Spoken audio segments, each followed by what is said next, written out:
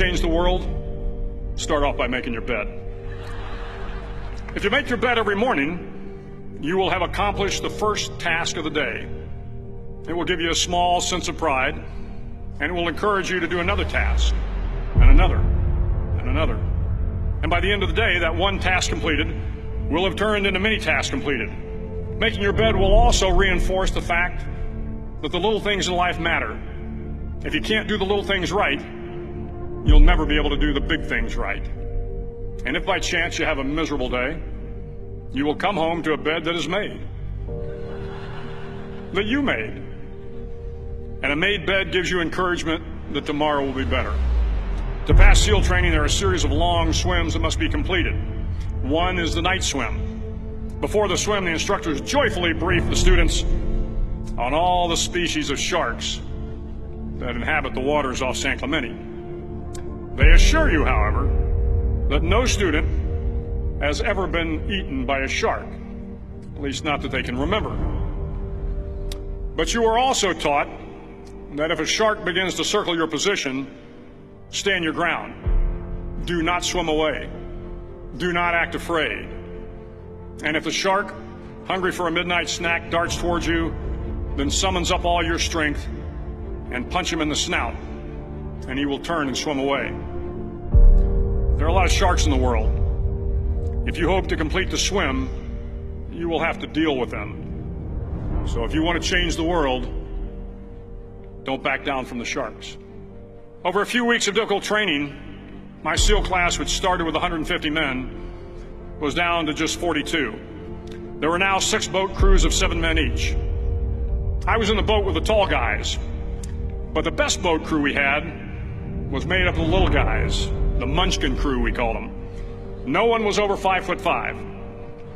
The Munchkin boat crew had 1 American Indian, 1 African American, 1 Polish American, 1 Greek American, 1 Italian American, and 2 tough kids from the Midwest. They out-paddled, outran, and outswam all the other boat crews. The big men in the other boat crews would always make good-natured fun of the tiny little flippers the Munchkins put on their tiny little feet prior to every swim. But somehow these little guys from every corner of the nation and the world always had the last laugh, swimming faster than everyone and reaching the shore long before the rest of us. SEAL training was a great equalizer. Nothing mattered but your will to succeed, not your color, not your ethnic background, not your education, not your social status. If you want to change the world, measure a person by the size of their heart, not by the size of their flippers. The 9th week of training is referred to as Hell Week. It is 6 days of no sleep, constant physical and mental harassment, and 1 special day at the Mud Flats. The Mud Flats are an area between San Diego and Tijuana where the water runs off and creates the Tijuana Sloughs, a swampy patch of terrain where the mud will engulf you. It is on Wednesday of Hell Week that you paddle down to the Mud Flats and spend the next 15 hours trying to survive this freezing cold, the howling wind, and the incessant pressure to quit from the instructors.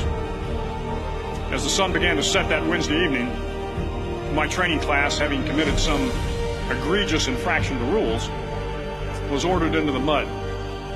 The mud consumed each man till there was nothing visible but our heads. The instructors told us we could leave the mud if only 5 men would quit. Only 5 men, just 5 men, and we could get out of the oppressive cold.